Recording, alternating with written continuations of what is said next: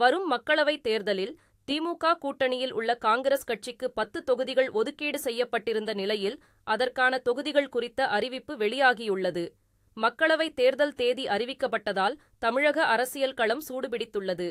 இதனிடையே திமுக மற்றும் காங்கிரஸ் கூட்டணி மற்றும் தொகுதி பங்கீடு குறித்து அண்மையில் பலகட்ட பேச்சுவார்த்தை நடைபெற்றது.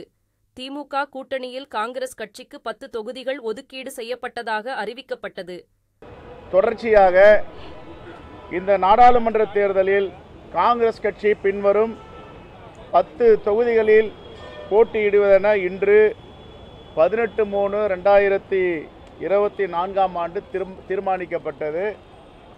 இதில் தொகுதிகள் விபரம்: திருவள்ளூர் தனி தொகுதி, கடலூர், மயிலாடுதுறை, சிவகங்கை, திருநெல்வேலி, கிருஷ்ணகிரி, கரூர், விருதுநகர், கன்னியாகுமரி, புதுச்சேரி.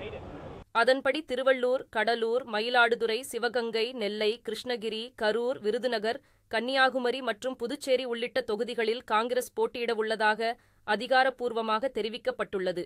மேலும் 21 தொகுதிகளில் திமுக நேரடியாக போட்டியிடவுள்ள நிலையில் திமுக கூட்டணியில் உள்ள மதிமுகவிற்கு திருச்சி தொகுதி ஒதுக்கீடு செய்யப்பட்டுள்ளது.